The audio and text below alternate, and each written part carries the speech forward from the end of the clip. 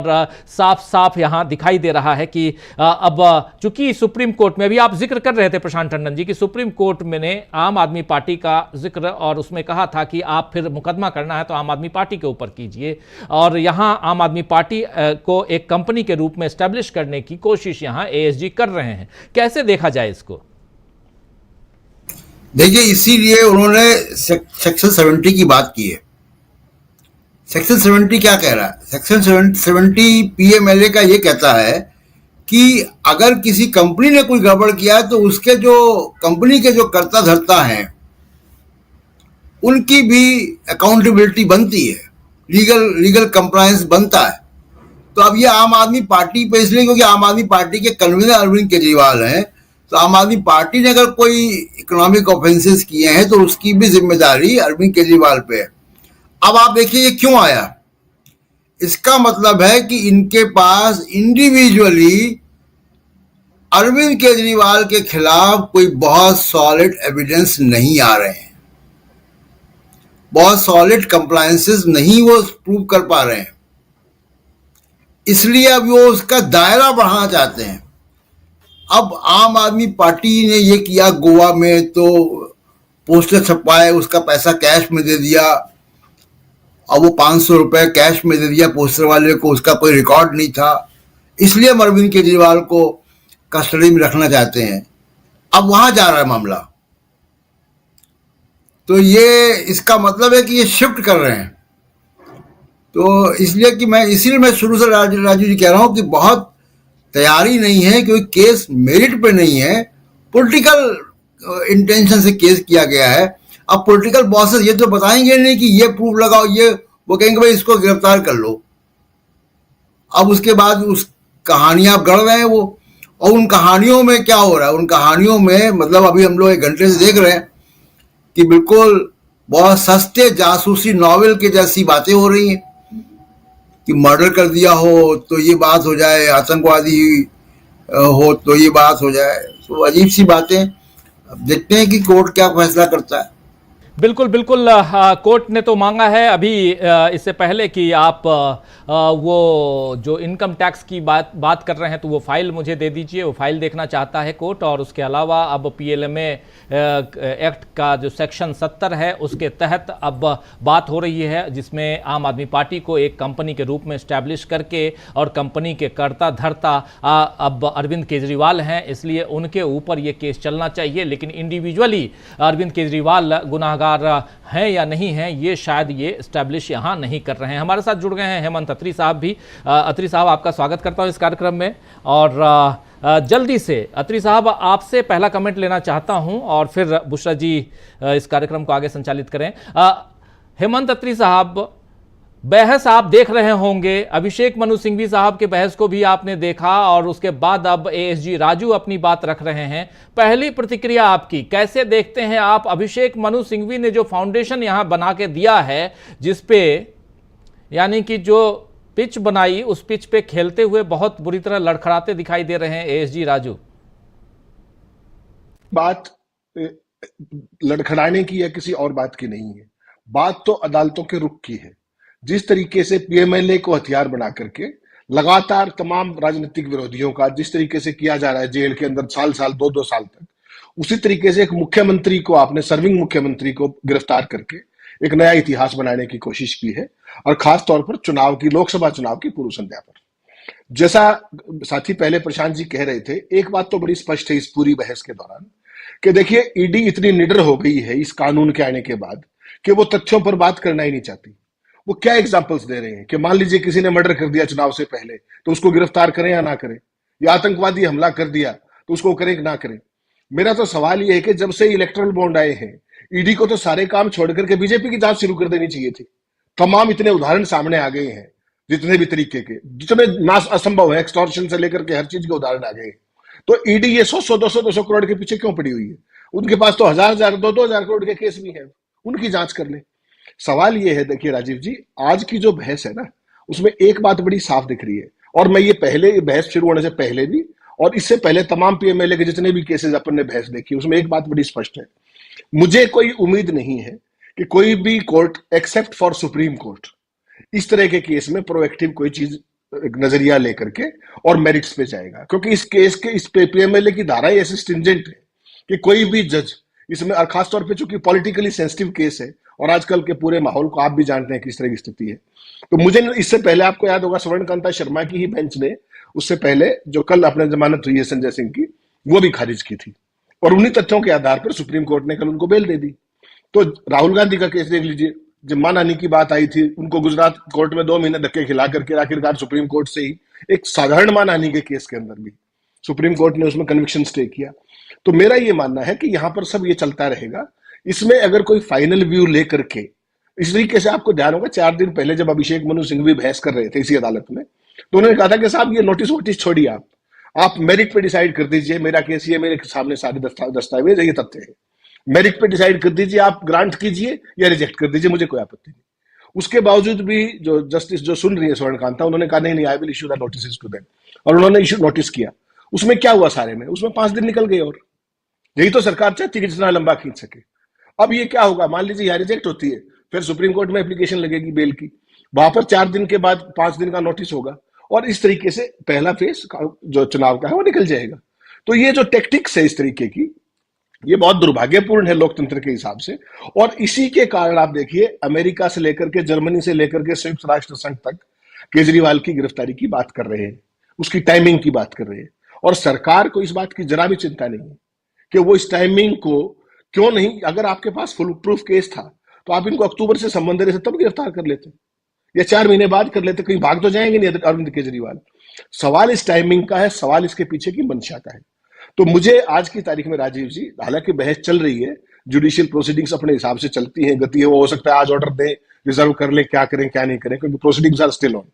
लेकिन मुझे नहीं लगता कि इस केस में केजरीवाल को सुप्रीम कोर्ट के अलावा कहीं कोई राहत मिलने की गुंजाइश है, और यही सरकार की मंशा भी है, यही ईडी की मंशा भी है कि जितना लंबा तक इनको खींच सके, इनकी बदनामी करें, हर स्टेज पे कहें कि देखिए आम आदमी पार्टी के मुख्यमंत्री ही अंदर है। अगर आम आदमी पार्टी के सीईओ के तौर पर अरविंद केजरीवाल को अंदर किया जा सकता है, तो बीजेपी को इलेक्टोरल बॉन्ड में किस किस को अंदर किया जा सकता है? क्या कभी ईडी ने सोची ये बात? क्या वहां पर कुछ भी नहीं हुआ? ईडी का जो कन्विक्शन रेट है, और जो आज आपने खबर देखी होगी कि कितने नेता दूसरी पार्टियों से लाए गए और उनमें से कितनों को क्लीन चिट मिल गई, जो बीजेपी की वॉशिंग मशीन है, तो ईडी को उनमें से कोई भी नहीं दिख रहा है।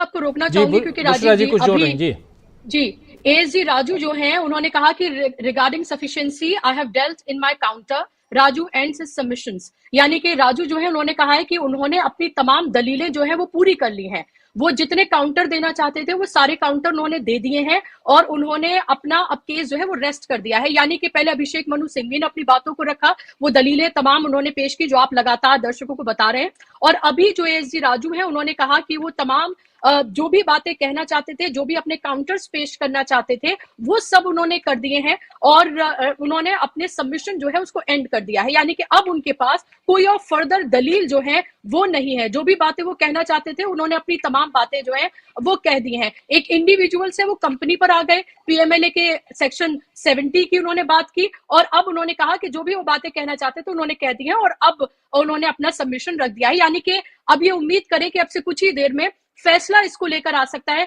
अरविंद केजरीवाल के पक्ष में, या फिर ये मामला सुप्रीम कोर्ट जाएगा। अगर उनके वकील चाहेंगे, क्या होगा ये अब से कुछ ही देर में, कुछ ही मिनटों में पता चल जाएगा। बिल्कुल, अब इसमें सबमिशन के तौर पर अब अभिषेक मनु सिंघवी इसमें कुछ अपनी दलील फिर रख रहे हैं कुछ तथ्यों के साथ। अब अभिषेक मनु सिंघवी अपनी बात रख रहे हैं, और उसके बाद हो सकता है कि बात और आगे बढ़े और राजू को फिर से मौका मिले, एसजी राजू को। तो जो कोर्ट में चलता है, बिल्कुल सही कह रहे थे हेमंत अत्री साहब कि कोर्ट की जो प्रोसीडिंग है वो अपने हिसाब से होती हैं, और हो सकता है कि आज ही फैसला आ जाए, हो सकता है फैसला सुरक्षित रख लें, और इस पर कल या परसों जब भी हो। समय जो टाइम टेकिंग की बात जो कर रहे हैं हेमंत अत्री साहब, वो बहुत महत्वपूर्ण है। चुनाव का वक्त है, और यही तो यहां दलील दी जा रही है कि चुनाव से पहले अभिषेक मनु सिंघवी ने क्या कहा शुरुआत में, यही कि चुनाव से पहले जो 2 मुख्य आधार है गिरफ्तार करने का, एक ये है कि चुनाव को प्रभावित किया जाए, हमारा जो क्लाइंट है, मुवक्किल है, वो चुनाव में उसका प्रचार न कर पाए, पहली बात, और दूसरी बात उसे बेइज्जत किया जाए, अपमानित किया जाए। और ये एक मोटो दिखाई देता है, ये अभिषेक मनु सिंह भी कह रहे थे। अब फिर से अभिषेक मनु सिंह भी अपनी बात रख रहे हैं, उनकी बातें जैसे धीरे धीरे आती हैं दोस्तों हम आप तक पहुंचाएंगे। और दूसरी तरफ हो सकता है कि उसके बाद फिर जो काउंटर पक्ष है यानी कि ईडी की तरफ से एएसजी राजू अपनी बात रखें, तो ये दलीलें चलती रहेंगी। बुशरा जी, बिल्कुल, ये दलीलें चलती रहेंगी और तमाम अभी हम ये देखें तमाम पक्षों को लगातार हम ये सुन रहे हैं और लगातार दर्शकों तक हम अपडेट पहुंचा रहे हैं। इसमें महत्वपूर्ण बातें कई हैं। एक तो ये जिस तरह के कमेंट जो है वो एएसजी की तरफ से किए गए, उन्होंने कहा कि हम कुछ आम आदमी पार्टी की कुछ जो प्रॉपर्टीज हैं उसको जब्त करना चाहते हैं, लेकिन अब हम अभी नहीं कर पा रहे हैं क्योंकि फिर वही दलील दे दी जाएगी कि भाई चुनाव का वक्त है और चुनाव से पहले ये सब कुछ जो है वो किया जा रहा है। तो इस तरह की बातें जो है एएसजी राजू की तरफ से कही जा रही है। और सीधे तौर पर जब अभिषेक मनु सिंह भी अपनी बातों को रख रहे थे तो उन्होंने कहा कि सीधे के सीधा जो केस है वो अरविंद केजरीवाल को जलील करने का है, उनको अपमानित करने का है। उन्होंने सीधे तौर पर कहा कि कोई मामला बनता ही नहीं है, जिन लोगों को इसमें गवाह बनाया गया वो पहले आरोपी थे और कैसे एक एक करके वो आरोपी जो है वो गवाह बन गए और उन 4 गवाहों के बिना पर आपने एक सिटिंग मुख्यमंत्री को गिरफ्तार किया और गिरफ्तार करके उनको रिमांड पर भेजा है। ये महत्वपूर्ण बातें जो है वो आज कही गई है क्योंकि ये भी देखना चाहिए कि जी पॉइंट यहां अभिषेक मनु सिंघवी ने रखी है। उन्होंने कहा कि मेरे मित्र ने यह नहीं बताया कि मेरी याचिका जो है, पिटीशन जो है वो क्या है। यहां आपने सारी बातें कर दी, लेकिन आपने ये नहीं बताया कि ये जिस याचिका पे यहां बहस हो रही है, दलीलें पेश की जा रही है, वो है क्या। वो इसे बाकी सब चीजों का नाम देते हैं। ये धारा 19 सेक्शन 19 पीएलएमए एक्ट के तहत अवैध गिरफ्तारी को चुनौती है। सेक्शन 19 के तहत पीएलएमए एक्ट के सेक्शन 19 के तहत अवैध गिरफ्तारी को चुनौती है। आप गलत चित्रण करके याचिका को सुनवाई योग्य नहीं बनाना चाहते हैं। ये पूरा का पूरा जो जिस्ट है यहां पर रख दिया है अभिषेक मनु सिंघवी ने। आपने 19 की बात ही नहीं की, आपने 45 की बात की, 50 की बात की, 70 की बात की, 19 की बात ही नहीं की। यही यहां कह रहे हैं। जल्दी से हेमंत अत्री साहब, इस पर कुछ जोड़ना चाहेंगे आप? नहीं राजीव जी, एक बात बड़ी स्पष्ट है। देखिए, ईडी को तो ये सारा खेल घुमाते ही रहना है, मुद्दे पर तो वो बात करेंगे ही नहीं। आप उनके उदाहरण तो देखिए, वो क्या कह रहे हैं कि कोई मर्डर कर दे। क्या ये मर्डर का केस है क्या? फिर वो कहते हैं कोई आतंकवादी किसी गाड़ी को उड़ा दे तो उनको गिरफ्तार करना चाहिए, नहीं करना चाहिए। ये कोई दलील है? एक ये ओपन एंड शट केस है कि आप एक सर्विंग मुख्यमंत्री को अरेस्ट करके लाए हैं।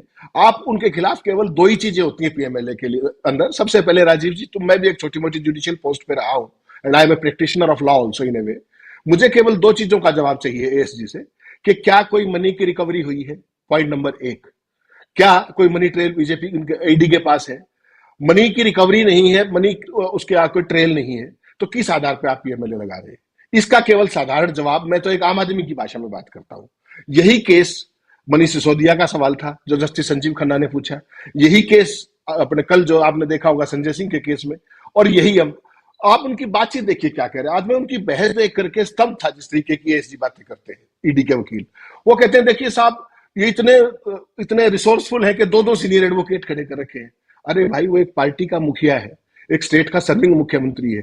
वो 2 सीनियर एडवोकेट लाए, वो 3 लेके आए। आप तो मेरिट पे बात कीजिए ना, आप सब्सटेंस पे बात कीजिए, आप फैक्ट्स पे बात कीजिए, आप अपनी रिकवरीज पे बात कीजिए, आप अपने प्रूफ्स पे बात कीजिए। वो तो कोई मतलब नहीं है। आप किस बात पे आपत्ति करेंगे? देखिए 2-2 सीनियर एडवोकेट लेके आए, ये कोई सवाल का बहस का मुद्दा है क्या?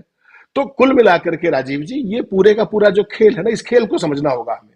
और ये खेल ये है कि इस पूरे सारे के जितने आरोपबाजी है, इसके तथ्य ना देने पड़े, इसकी ट्रेल ना देनी पड़े, और कानून के उसमें घुमाते रहिए कि देखिए सेक्शन 70 ये है, सेक्शन 45 ये है, सेक्शन फलाना ये है। आपको ध्यान होगा जब पीछे मनीष सिसोदिया का मामला आया था तो एक बार ये भी कहा गया था कोर्ट में कि हम पूरी आम आदमी पार्टी को ही पार्टी बनाना चाहते हैं इस केस के अंदर। ध्यान है आपको? क्या किसी केस में पूरी की पूरी पार्टी बन सकती है क्या? अक्यूज बन सकती है क्या? ईडी ने ये कारनामे भी किए वहां पर। कुल मिलाकर के देखिए, ये सारे का सारा जो निकम्मापन और नकारापन मैं मानता हूं, ये सारा चुनाव आयोग का है। चुनाव आयोग को जब देश के अंदर आचार संहिता लागू हो जाती है राजीव जी, सारे के सारे प्रशासन की डायरेक्ट और इनडायरेक्ट जो कमांड है वो चुनाव आयोग के पास आ जाती है। और चुनाव आयोग अगर देश में लेवल प्लेइंग फील्ड इंश्योर करना चाहे तो आपको ध्यान होगा 4 दिन पहले उन्होंने क्या ऑर्डर किया। पूरे देश में अप्रैल में हमेशा से वो बढ़ते हैं टोल रेट्स। चुनाव आयोग ने क्या आदेश किया कि जब तक चुनाव खत्म नहीं होते टोल रेट्स नहीं बढ़ेंगे। कारण उसमें सरकार को लाभ होता था कि सरकार करने की बजाय ये बुराई उनसे करवा दे। टोल कंपनियां भी नाराज नहीं होंगी। तो क्या जब टोल रेट्स को अवॉइड कर सकते हैं, तो क्या जो चुनाव आयोग है वो ईडी को ये नहीं कह सकता कि जब तक चुनाव खत्म नहीं हो जाते आप कोई कॉरेसिव एक्शन किसी के खिलाफ नहीं लेंगे? क्योंकि जितने भी नेता लोग हैं किसी भी पार्टी के, कोई भागने वाला नहीं है। They are all here, they are all going to contest the elections. तो आपको ऐसी क्या जल्दबाजी पड़ी है? You are more loyal than the king. किस बात पर, क्या किसको क्या जल्दबाजी है? क्या अरविंद केजरीवाल 3 महीने बाद भाग जाते क्या? या उनको अपना अक्टूबर में अरेस्ट क्यों नहीं कर लिया जब पहला संबंध था?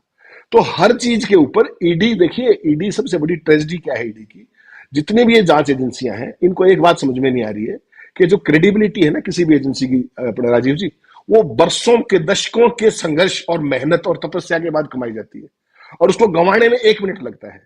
आज पूरे देश के सामने ईडी, सीबीआई और इनकम टैक्स पूरे के पूरे ना केवल क्रेडिबिलिटी लॉस कर चुके हैं, फेस लॉस कर चुके हैं, बल्कि पूरे देश के लोगों के सामने एक उपहास का पात्र बने हुए हैं। कारण क्या है? वो कारण सारे का सारा इलेक्टोरल बॉन्ड्स की डिटेल्स ने बता दिया कि किन कारनामों के अंदर वो संलिप्त थे। उनको अभी भी, मुझे लगता है कि अभी भी कोर्स करेक्शन करना चाहिए। ये सत्ताएं आती हैं जाती हैं, सारी बात है, लेकिन सिस्टम प्रिवेलेंट रहना चाहिए। सिस्टम जरूरी है, कायदे कानून का सिस्टम, शासन जो है, कानून का शासन। और ये सारी की सारी एजेंसियां, मुझे लगता है कि इस स्कोर पर they are terribly failing, they are miserably failing. और इससे इनकी क्रेडिबिलिटी का जो लॉस होगा उसको दोबारा से रिस्टेब्लिश करना, राजीव जी, बहुत बहुत बड़ी चुनौती होगी इन सबके लिए। जी बिल्कुल बिल्कुल। यहाँ एक पंकज बंसल के फैसले का जिक्र भी कर रहे हैं अभिषेक मनु सिंघवी, और कह रहे हैं कि 10 दिन पहले पंकज बंसल के फैसले की समीक्षा खारिज हो चुकी है। और उस फैसले में आपको याद होगा कि उसमें कहा गया था कि ईडी की गिरफ्तारी से पहले नोटिंग में दे कि गिरफ्तार क्यों कर रहे हैं, और इसलिए ये सुपर टेक का मामला है जहां तक मुझे याद आ रहा है। आप लोग अगर उसको कंफर्म करेंगे। और उसके अलावा जो अभिषेक मनु सिंघवी ने कहा है कि राजू जैसे अनुभवी से ये उम्मीद नहीं की जा सकती है, और मेरे जैसे नौसिखिया से आप उम्मीद कर सकते हैं गलतियां करना, लेकिन राजू जैसे, एएसजी राजू जैसे अनुभवी से ये उम्मीद हम नहीं कर सकते हैं कि आप 21 मार्च को गिरफ्तार करें और 2 साल और ये 10वां समन है, और अक्टूबर 2023 में आप पहला नोटिस भेजें, पहला समन भेजें। तो ये लगातार आप नोटिस भेजते गए, और वन फाइन डे आकर चुनाव से ऐन पहले आप गिरफ्तार कर लेते हैं। ये कहां तक जायज है और कितना उचित है? और जो बातें, जो दलीलें हमने पेश की हैं, वो सब कुछ इसके इर्द गिर्द हैं। और हमारी याचिका जिस चीज पे है उस पे तो आप बात ही नहीं कर रहे हैं। आप बात सेक्शन 19 की नहीं करके आप बात तमाम दूसरे सेक्शंस की कर रहे हैं। ये सारी बातें वहां कही गई हैं, और एएसजी कह रहे हैं कि आप मेरा तर्क नहीं समझे। अब एएसजी राजू कह रहे हैं कि शायद आप मेरा तर्क नहीं समझे। तो इन दोनों के बीच अभी थोड़ी थोड़ी खींचतान चल रही है, और सिंघवी कह रहे हैं कि कुछ तर्क जो है वो समझ से परे हैं, आपके कुछ तर्क समझ से परे हैं। तो दोस्तों, आप जो हमारे साथ जुड़े हुए हैं, बाद में जुड़े हैं, एक बार फिर से आप सबको कह दूं, बता दूं कि इस कार्यक्रम में हम एक बहुत ही गंभीर मुद्दा, जिसमें सीधी चुनौती दी गई है, गिरफ्तारी की चुनौती दी गई है, अरविंद केजरीवाल की गिरफ्तारी की चुनौती केजरीवाल की तरफ से अभिषेक मनु सिंघवी, देश के वरिष्ठतम वकीलों में से एक, वो अभी अपनी दलील पेश कर रहे हैं। आज दिन भर सुबह से इस विषय पर लगभग 12 बजे से ऑलरेडी दलीलें शुरू हुई, बहस शुरू हुई, और जो अभी तक चल रही हैं, और अब से थोड़ी देर बाद हो सकता है फैसला सुरक्षित हो, या हो सकता है कल पे चले जाए। तो क्या कुछ होगा कोर्ट में, लेकिन ये हाई कोर्ट का मामला है। और एएसजी राजू जो हैं वो ईडी की तरफ से अपनी बात, एडिशनल सॉलिसिटर जनरल राजू अपनी बात रख रहे हैं, और हम पल पल की रिपोर्ट, अंदर क्या कुछ चल रहा है, बहस में क्या कुछ हो रहा है, वो उस बात को भी, उस पर थोड़ी बहुत समीक्षा जितनी हम लोग कर सकते हैं वो करने के लिए यहां आप सबके बीच मौजूद हैं। हमारे साथ 4 महत्वपूर्ण साथी। हालांकि ये प्रोग्राम इस वक्त नजर और नजरिया और हमारी सहयोगी बुशरा खानम का है। मैं थोड़ा सा लिबर्टी लेकर के अपनी बातें यहां रख रहा हूं, और उनके साथ 3 साथी और भी हैं। मंतत्री साहब हैं, प्रशांत टंडन जी हैं, और अमलेंदु उपाध्याय जी हैं, और आप तमाम साथी जो हमारे साथ बड़ी संख्या में जुड़े हुए हैं, आप सब इस कार्यक्रम को देख रहे हैं। और बहुत कुछ यहाँ सिंघवी साहब ने जो अपनी बातें कही हैं, वो उसमें कुछ और बात है, जरा रख करके फिर आता हूँ प्रशांत टंडन जी और आप लोगों के बीच। कह रहे हैं कि घोटाला बहुत पहले सामने आया था, उनका कहना है, यानी एएसजी का कहना है कि घोटाला बहुत पहले आया था सामने। मैंने खुद से पूछा, बहुत पहले से 2 तारीखें, अगस्त 2022 और अक्टूबर 2023, इससे पहले पहले बात बहुत साफ हो जाती है कि चुनाव के बीच में गिरफ्तारी क्यों। ये साफ है कि गैर स्तरीय खेल का मैदान बनाने के लिए, यानी कि लेवल प्लेइंग फील्ड बनाने के लिए, वो हिंदी में ट्रांसलेशन थोड़ा वैसे है, लेवल प्लेइंग फील्ड बनाने के लिए बहुत पहले से घोटाले का दुरुपयोग किया जा रहा है। यानी ये सीधा का सीधा मामला जो है, आप चुनाव से पहले आप इस ढंग के लेवल प्लेइंग फील्ड तैयार करेंगे जिसमें एक के लिए उबड़ खाबड़ होगा, दूसरे के लिए सपाट मैदान होगी और उस मैदान में आप चौके छक्के लगाइए। प्रशांत टंडन जी, ये बात यहां अभिषेक मनु सिंह भी अब मजे लेते हुए साफ दिखाई दे रहा है कि अब शायद वो मजे ले रहे हैं और जो बातें कह रहे हैं उन बातों में काफी दम दिखाई देता है। लेकिन जैसे कह रहे थे हेमंत अत्री साहब कि कोर्ट इज सुपर, और उसमें भी सुप्रीम कोर्ट नहीं है, अभी हाई कोर्ट है, इसके ऊपर तो सुप्रीम कोर्ट बाकी है। प्रशांत जी, देखिए, अगर कोर्ट का ये फैसला एएसजी राजू की दलीलों पे आता है और अरविंद केजरीवाल को रिलीफ नहीं मिलती है, तो वो इतना हल्का वो फैसला होगा कि वो सुप्रीम कोर्ट में बड़े आराम से जो है उस पर बहुत अच्छी बहस हो सकती है, मेंटेनेबल होगा। इसलिए अभिषेक मनु सिंह भी थोड़ा रिलैक्स दिख रहे हैं, क्योंकि उनका काम राजू ने कर दिया, क्योंकि उन्होंने चैलेंज किया गिरफ्तारी को। कानून बहुत साफ कहता है सेक्शन 19 में पीएमएलए में कि आपके पास गिरफ्तारी के लिए मटेरियल होना चाहिए। जो केस आप बता रहे हैं वो केस भी वही है कि आपके पास इनफ सफिशिएंट मटेरियल होना चाहिए कोर्ट को सेटिस्फाई करने के लिए कि आपने इस बिना पर गिरफ्तार किया है किसी को। शक के आधार पर नहीं किया है, मटेरियल के आधार पर। Where is that material? वो सामान कहाँ है? न रिकवरी है केस की, न कैश की रिकवरी है, न कोई मनी ट्रेल है, तो मटेरियल नहीं है। अब आपको मटेरियल प्रूव करना है। वो आम आदमी पार्टी गुनाहगार है, उन्होंने गोवा के इलेक्शन में क्या किया, किसकी बर्थडे पार्टी में बिस्कुट का पैकेट दे दिया, ये मटेरियल नहीं है। आपने अरविंद केजरीवाल को गिरफ्तार क्यों किया, इसका मटेरियल क्या आपके पास? What you have recovered, what you have in your position to so that the court is satisfied कि आपकी जो सेक्शन 19 के तहत गिरफ्तारी है वो जायज है। तो ये इसलिए जो है अभिषेक मनु सिंह रिलैक्स है, क्योंकि आप वो एएसजी राजू बहुत इधर उधर ले गए, उनका आर्गुमेंट फोकस नहीं था, और जिसकी वजह बड़ी साफ है राजीव जी। पता नहीं आप लोगों ने शायद पढ़ा होगा इंस्पेक्टर माता दीन चांद पर, तो बिल्कुल ये जो हरिशंकर परसाई की जो कहानी है कि पुलिस कैसे इन्वेस्टिगेट करती, गिरफ्तार पहले करती है, सबूत बाद में इकट्ठा करती है, तो बिल्कुल ये जो हरिशंकर परसाई की कहानी है इंस्पेक्टर माता दीन चांद पर, ये इंस्पेक्टर माता दीन दिखाई दे रहे हैं हमको। कि आप ये कहानी कह रहे हैं कि जी मर्डर कर दें तो, आतंकवादी हो तो, बम से उड़ा दें तो फिर क्या इनको इलेक्शन लड़ने दिया जाएगा? अरे आप कौन है भाई उसके लिए? आपका काम आर्थिक अपराध को पकड़ना है, आपका काम मर्डर एक्यूज को पकड़ना नहीं है।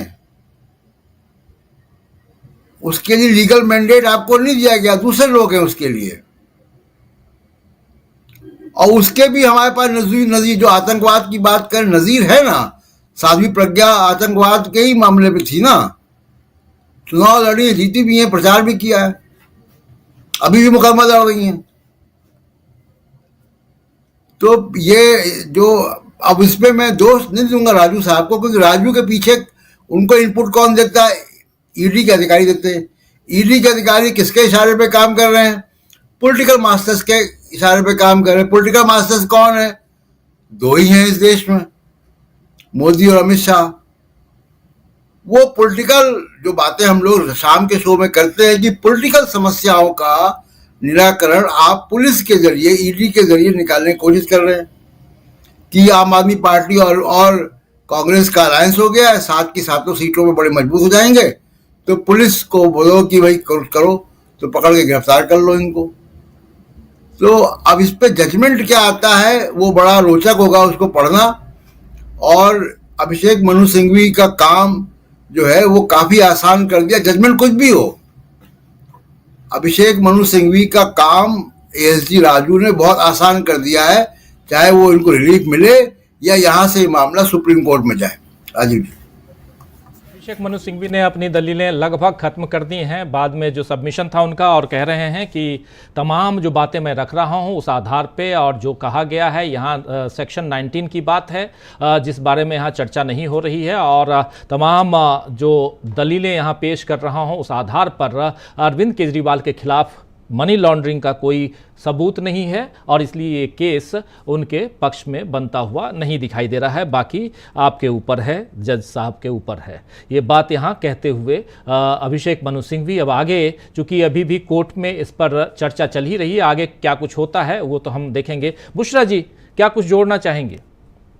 और जो लास्ट कमेंट जो किया है अभी अभिषेक मनु सिंघवी ने, उन्होंने कहा है कि there is not one jot of evidence of money laundering offense of for Mr. Kejriwal, यानी कि एक भी कोई ऐसा उनके पास सबूत नहीं है अरविंद केजरीवाल को लेकर जिसको मनी लॉन्ड्रिंग का केस इस पर बनता हो। वहीं एएसजी राजू जो है उनकी तरफ से कहा गया है कि हम अंधेरे में तीर नहीं चला रहे हैं, हमारे पास सबूत मौजूद है। उनका कहना है कि व्हाट्सएप चैट और इन सब की बात उन्होंने कही है।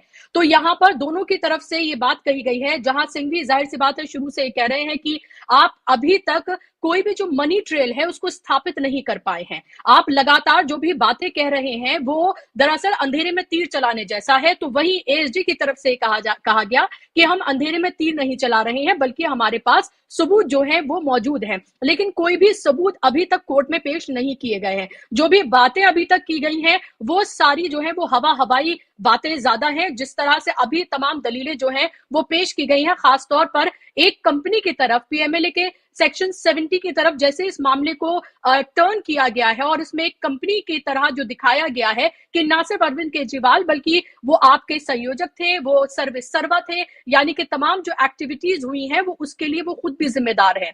तो यहाँ पर ये स्टैब्लिश करने की कोशिश जो है वो यहाँ पर की जा रही है, और लगातार अभिषेक मनु सिंघवी यहाँ पर अपनी बातों को रख रहे हैं। और लगातार ये भी कहा जा रहा है, जो सिंघवी की तरफ से जो दलीलें दी गई हैं उसको एएसजी राजू जो है उन्होंने कहा ये दलीलें जो है वो पूरी तरीके से बेमानी है, और हमें संपत्ति जो है वो जब्त करनी है। हम संपत्ति जब्त इसलिए नहीं कर रहे हैं, अभी इस पर एहतियात बरत रहे हैं कि ये कहा जाएगा कि फिर से ये चुनाव से के वक्त पर ये किया जा रहा है, और इसीलिए इसको इससे जोड़कर देखा जाएगा। तो ये बातें भी लगातार यहाँ पर कही जा रही है एक के बाद एक। और जहां पर अभिषेक मनु सिंघवी ने 15 महीने का जो हवाला दिया है, 2 साल से ये पूरा मामला चल रहा है, उनका कहना है कि 15 महीने से अरविंद केजरीवाल को पूछताछ के लिए नहीं बुलाया जाता है, और अक्टूबर में उनको इस मामले में जो है वो भेजा जाता है उनको समन। और उन्होंने कहा कि अगर केजरीवाल मास्टरमाइंड थे तो उनको पूछताछ के लिए क्यों नहीं बुलाया गया। इन 15 महीनों में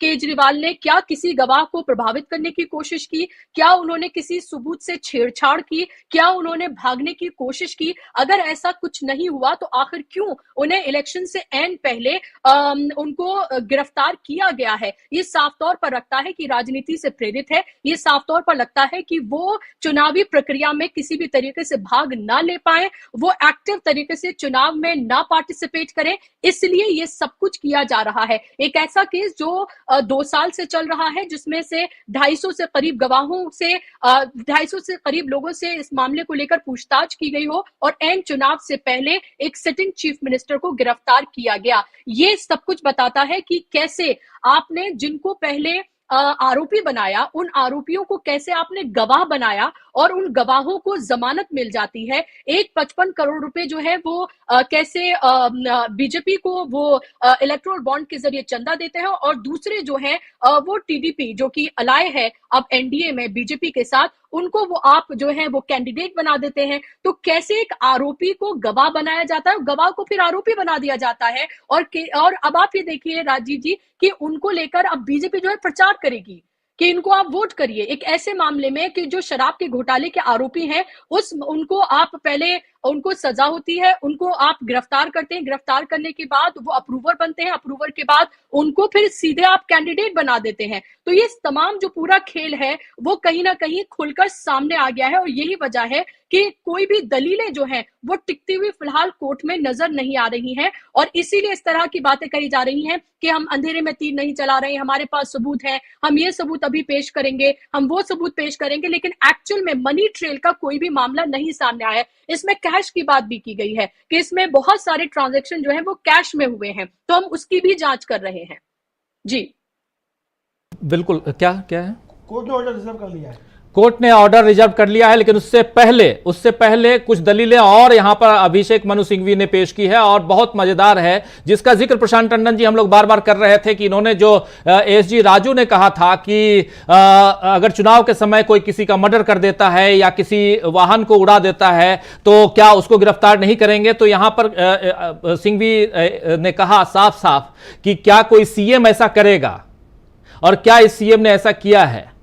ये दलीलें, और आप प्लीज आप ऐसी दलीलें मत दीजिए, और आप तर्क दे रहे हैं सेक्शन 70 की। यहां 70 की बात क्या है, कैसे 70 आ गए। तो बहुत सारी चीजें, जितनी बातें उन्होंने कही हैं उन बातों को सीधा खारिज करने की कोशिश अभिषेक मनु सिंघवी ने, और खासकर आतंकवाद से जोड़ने के, इस केस को जोड़ने की जो कोशिश की गई एएसजी की तरफ से, और उसके अलावा बम से उड़ाने की जो कोशिश, जो बातें हुई, मर्डर के रूप में दिखाने की जो कोशिश हुई है, इन सब पे कड़ी आपत्ति जताते हुए इन्होंने अपनी बात रखी है। तो अब ये भी कहा कि क्या ये आपके सबसे बेहतर तर्क थे? हाँ, ये भी कहा है, क्या ये आपके सबसे वन ऑफ द बेस्ट तर्क थे क्या जो आपने दिया है। थोड़ा मजाक में ही लेकिन पूछा है अभिषेक मनु सिंघवी ने। लेकिन स्वर्णकांता शर्मा जो सुन रही हैं इस पूरी दलील को, इस केस को, उन्होंने इस फैसले को सुरक्षित रख लिया है, और अरविंद केजरीवाल की गिरफ्तारी को चुनौती वाली जो याचिका है वो अब उस पर सुनवाई आज पूरी करना कोर्ट चाहता था, और वो यहां पर सुनवाई पूरी हो गई है। और कुछ जोड़ना चाह रहे हैं? नहीं, अभी तक यही आया है कि कोर्ट ने ऑर्डर रिजर्व कर जल्दी जल्दी चाहूंगा हेमंत अत्री साहब आपके पास, फिर प्रशांत टंडन जी आपके पास। यहां मजेदार तथ्य, अगर देखिए पूरा, अगर दलीलें देखिए तो अभिषेक मनु सिंघवी शायद आज सुबह से कुछ और उसमें थे कि पूरा का पूरा जो इस मामले की एक वकील के हिसाब से जो कहते हैं कि आज मैं धो डालूंगा, तो वो धुलाई शायद कर रहे थे। आप चूंकि जुडिशरी को, एडवोकेसी को बहुत नजदीक से जानते हैं, खुद भी एडवोकेट हैं, तो आपसे बेहतर कौन बताएगा क्या कुछ यहां पर इस वक्त एक वकील के दिमाग में क्या कुछ चलता है जब वो डिफेंस के उसमें रहता है। और जो राजीव जी इस पूरे जी प्लीज देखिए राजीव जी, इस पूरे मामले में दोनों पक्षों की क्लैरिटी देखनी पड़ेगी हमें क्या है। ईडी का पर्पज साफ है, जितने दिनों तक ज्यादा से ज्यादा अरविंद केजरीवाल को जेल के सलाखों के पीछे रख सके। इस खेल को अपने क्या नाम है, अभिषेक मनु सिंघवी बहुत अच्छे से समझते हैं। He is a seasoned advocate, he is one of the senior most, as you rightly pointed out. आप एक चीज देखिए, जब पुलिस कस्टडी में नहीं, ईडी की कस्टडी में थे अरविंद केजरीवाल, उसी दौरान में उन्होंने ये जमानत की याचिका लगा दी थी। इसका मतलब क्या है? इसका मतलब ये है कि वो सुप्रीम कोर्ट में जाने से पहले उन सारे के सारे जितने भी उनके पास जो ये अपने तरीका है जुडिशियल हायरार्की का, कि अपनी रिजेक्ट फटाफट कराए और सुप्रीम कोर्ट में पहुंचे, क्योंकि उनको ये पता है कि सुप्रीम कोर्ट से नीचे राहत मिलने के आसार बिल्कुल नगण्य है। इसीलिए उन्होंने पहले दिन, उस दिन भी आपको ध्यान हो तो ये कहा जस्टिस स्वर्णकांता की कोर्ट में पहले दिन 28 तारीख को कि साहब इसमें नोटिस की बात ही नहीं है, मैं तो मेटेरियल फैक्ट्स की बात कर रहा हूं, केवल मेरिट्स पे आर्गुमेंट हो जाए और आप तय कर दीजिए, आप एक्सेप्ट कीजिए, रिजेक्ट कीजिए, उसमें कोई दिक्कत नहीं है। इसका मतलब बिल्कुल साफ है कि वो जितना जल्दी हो सके इस पूरे खेल को सुप्रीम कोर्ट के सामने ले जाना चाहते हैं। उनको पता है कि नीचे से उनके लिए एक एक दिन कीमती है। चुनाव का प्रोसेस शुरू हो चुका है और प्रचार जारी है, चरम पे है, और पहले दौर के चुनाव में अभी 12-13 दिन का ही टाइम बचा है, फर्स्ट राउंड का पहले चरण का चुनाव होगा। तो अभिषेक मनु सिंघवी का खेल बिल्कुल साफ है कि जितना जल्दी हो सके, अब जैसे ऑर्डर रिजर्व कर लिया, मान लीजिए ये ऑर्डर रिजर्व, लंबी बहस हुई है, इस पे लंबा ऑर्डर भी चलेगा, 15-20 पेज का ऑर्डर होगा, तो एक ड्रॉप ऑफ द हैट पे तो हो नहीं सकता वो। मान लीजिए ये ऑर्डर 1 दिन में आता है या 2 दिन में आता है, तो अभिषेक मनु सिंघवी के लिए वो एक एक पल कीमती है। और जब तक ये ऑर्डर नहीं आएगा, 99% मुझे तो यही उम्मीद है कि रिजेक्ट होगी एप्लीकेशन, तो वो फिर सुप्रीम कोर्ट जाना पड़ेगा। वहां फिर सुप्रीम कोर्ट में हियरिंग एक्सेप्ट वो होगी, उसके बाद फिर आर्ग्यूमेंट होगा, फिर ऑर्डर रिजर्व होगा, और फिर फैसला आएगा। तो ये मान के चलिए कि पहला चरण तो लगभग समाप्त हो चुका होगा ऐसी सूरत में। तो अभिषेक मनु सिंघवी जो कुछ कर रहे हैं, he is running against the time. वो जितना जल्दी हो सके अपने मुवक्किल को, उनको ये पता है कि राहत कहां से मिलनी है, उनको लोअर जुडिशरी का और जो हाईकोर्ट तक के पीएमएलए के केसेस में सबको उनका रुख पता है कि कोई भी जज अपने हाथ जलाना नहीं चाहता पॉलिटिकली सेंसिटिव केसेस में। अभी तक का तो इतिहास और उदाहरण यही बताते हैं। तो अभिषेक मनु सिंघवी ने बहुत लाइटर नोट पे बहुत सारी बातें आज धीरे धीरे सरकाई है एक तरीके से। उन्होंने ये भी कहा कि मेरे जैसा 9 से किया, जबकि एसवी राजू की तुलना में उनका तजुर्बा और उनकी स्टैंडिंग आप देखिए। तो वो सारी की सारी इस पूरे खेल को बहुत ही स्मूथली ले जाना चाहते हैं कि किसी तरीके की बदमजगी ना हो, केवल मेरिट्स पे आर्ग्यू हो जाए। उनके पास कहने को बहुत कुछ है, उनके पास बहुत वाजिब सवाल भी है, उनके पास टाइमिंग भी है, उनके पास लेवल प्लेइंग फील्ड का भी है, उनके पास रिकवरी का भी सवाल है, उनके पास मनी ट्रेल का, उनके पास तमाम ऐसे तर्क है जिसका ईडी के पास कोई इफेक्टिव जवाब नहीं है। इसीलिए वो गेंद को कभी इस पाले में, कभी जो हॉकी में देखा ना आपने, सीधा गोल नहीं करते तो आप ड्रिबलिंग करने निकल जाते हैं, कभी इधर ड्रिबल करके ले गए, कभी उधर करके ले गए। तो इस पूरे केस में ईडी, और not only in this case, आपने संजय सिंह के केस में देखा होगा, आपने मनीष सिसोदिया के केस में देखा होगा। मनीष सिसोदिया के केस में जस्टिस संजीव खन्ना ने क्या कहा था राजीव जी, कि आप मुझे केवल ये बताइए रिकवरी है। उन्होंने कहा नहीं साहब। उन्होंने कहा कोई मनी ट्रेल है, नहीं है। उसके बावजूद भी मनीष सिसोदिया 13 महीने से अंदर है या नहीं है, ये सच है। और इस सच का सामना अरविंद केजरीवाल को ना करना पड़े। देखिए, अभिषेक मनु सिंह के ऊपर दोहरा प्रेशर है, एक तो चुनाव, उसमें अरविंद केजरीवाल की गैर मौजूदगी, और कल को जिस तरीके की ये सरकार है, अगर ये उस खेल के अंदर मान लीजिए इस सरकार को बर्खास्त करवा देती है कि जेल से सरकार हम नहीं चलने देंगे, फिर आपके जुडिशरी का एक और मोर्चा खुल जाएगा, फिर आप धक्के खाते रहिएगा हाई कोर्ट और सुप्रीम कोर्ट के अंदर। तो अभिषेक मनु सिंघवी और अरविंद केजरीवाल इस पूरे खेल को समझ रहे हैं। उनको पता है कि हॉर्स ट्रेडिंग की भी कोशिश हो रही है, आम आदमी पार्टी की सरकारों को गिराने की कोशिश भी हो रही है कथित तौर पे। तो वो जितना जल्दी हो सके इस पूरे खेल को सुप्रीम कोर्ट के सामने ले जाना चाहते हैं। उनको पता है कि कोई अगर राहत की उम्मीद है तो केवल वही है। और ईडी इसीलिए कभी इधर कभी उधर, कभी नोटिस के लिए समय, कभी 2 हफ्ते का समय, इस तरीके की बातें करती है कि साहब मुझे 2 हफ्ते का समय चाहिए। इसमें 2 हफ्ते का समय किस लिए चाहिए? जज ने कहा कि नहीं 4 दिन में आप आइए, इसलिए आज ये बहस हुई। तो इस पूरे गेम को ये टाइम बाइंग टेक्टिक्स है, और जैसा प्रशांत जी ने कहा, ये सीधा सीधा कहीं और से संचालित है, पॉलिटिकल आकाओं से संचालित है। इसमें जुडिशरी प्रोएक्टिव रोल हाईकोर्ट में लेगी, I have very serious doubts. लेकिन सुप्रीम कोर्ट में जाते ही मुझे लगता है कि ईडी को बगलें झांकनी फिर पड़ेगी, जैसे कल संजय सिंह के केस में हुआ, उससे पहले मनीष सिसोदिया के केस में बदपिटी थी उनकी। और इस सारे में मुझे लगता है कि देर सवेर सुप्रीम कोर्ट को भी पीएमएलए के जो तमाम ये इस तरह की धाराएं हैं उन पर विचार करना पड़ेगा, ऐसा मेरा मानना है। बिल्कुल, सिंघवी साहब ने कहा कि अगर कोई सीएम है और वो चुनाव के बीच में किसी कार को विस्फोट से उड़ा देता है तो वो गिरफ्तार होना चाहिए, बिल्कुल होना चाहिए। लेकिन क्या ये सही उदाहरण है इस केस में? साफ साफ उन्होंने पूछा कि क्या ये सही उदाहरण है। Section 70 is a misplaced argument, साफ साफ इन्होंने कहा है ये मिसप्लेस्ड आर्गूमेंट है।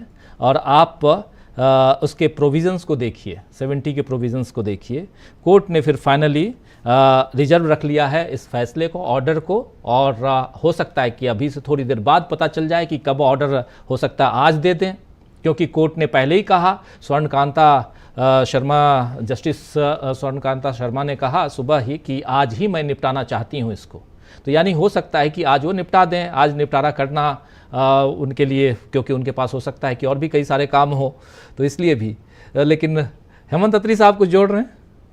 राजीव जी, इसमें बस एक वैल्यूएडिशन कर रहा था मैं कि जो निपटाने की बात होती है ना, वो केवल आर्गुमेंट को निपटाने की बात होती है, ऑर्डर को निपटाने की नहीं। क्योंकि इतना लंबा आर्गुमेंट चला है, करीब करीब 4.5 घंटे, बीच में लंच था, तो उसमें उस पे सारे पे आपको जो आप स्पीकिंग ऑर्डर लिखना पड़ता है। बेल जो इस तरह का हाई प्रोफाइल केस है, तो बेल में आप एक्सेप्टेड या रिजेक्टेड नहीं लिख सकते, you have to pass a speaking order for that. और इसीलिए केवल उनका जब ये कहते हैं ना कि हम आज इस मामले को वाइंड अप करना चाहते हैं, तो wind up to the extent कि हम आर्गुमेंट कंप्लीट करना चाहते हैं। अब उसमें जो ये ऑर्डर लिखना पड़ेगा, that has to be a speaking one and it may take a day और 2 फॉर दैट। हाँ, आपसे बेहतर कौन बता सकता है, इसलिए भी अच्छा है कि आप हमारे साथ हैं। अगर हम कुछ गलतियां कर रहे हैं, कुछ बातें वैसी कर रहे हैं जो उचित नहीं है, सही नहीं है, तो आप ज़रूर उसको टोक दें। और लेकिन प्रशांत टंडन जी, जरा आपसे भी समझूं, ये बहुत ही मजेदार, हम लोग भी पिछले 2 घंटे से इस पे चर्चा कर रहे हैं, लगातार कोर्ट की प्रोसीडिंग को एक एक करके अपने तमाम साथियों के बीच पहुंचा रहे हैं। हो सकता है जैसे कह रहे हैं हेमंत अत्री साहब की 1 से 2 दिन लग जाए, क्योंकि अभी नोटिंग होगी, उसके बाद फैसला जो है वो सामने आएगा, ऑर्डर सामने आएगा।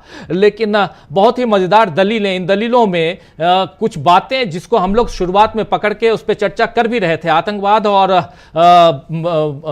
मर्डर की बात जो हो रही थी, उसी बात को यहां अभिषेक मनु सिंघवी भी उठाते हुए और कह रहे हैं कि आप 70 की तरफ कैसे चले गए, सेक्शन 70 की तरफ क्यों चले गए, बात तो यहां 19 की होनी चाहिए थी। उसी के आधार पे हमने यहां याचिका दायर की है, क्योंकि एएसजी ने कहा था कि हमारे साथी को पता ही नहीं है कि उन्होंने याचिका क्यों, किस लिए दायर की है। ये बेल पिटीशन नहीं है, ये क्वैश के लिए पूरे के पूरे इस गिरफ्तारी के खिलाफ है, इस केस को ही मतलब यहां से खत्म करने के लिए है, खासकर जो अरविंद केजरीवाल के ऊपर है।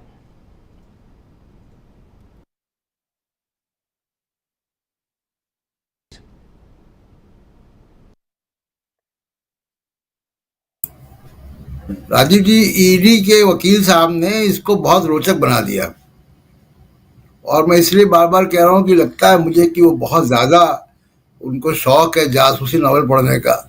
सारे उदाहरण वहां से ले आए, वो मर्डर, आतंकवाद और ये सारी बातें। लेकिन जैसा मैंने पहले भी कहा राजीव जी, सेक्शन 70 का यहाँ पे कोई औचित्य नहीं था कि आम आदमी पार्टी ने गोवा में पैसा क्या खर्च किया, किसको पोस्टर छपवाए, कौन से प्रिंटिंग प्रेस को दिया, कौन से ट्रांसपोर्टर को दिया, टेंट वाले को दिया, केटरर को दिया, इसका कोई मतलब नहीं। अभी तो आप ये बताएं कि आप अरविंद केजरीवाल को गिरफ्तार करके लाए हैं, उसके लिए आपके पास सबूत क्या है? सिंपल सा बात है।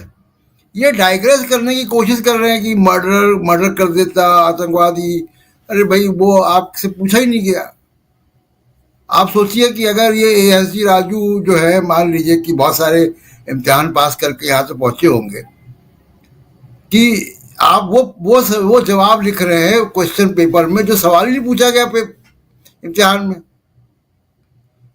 जो सवाल तो बेसिकली सेक्शन 19 का है कि where is the material on which you have arrested Arvind Kejriwal.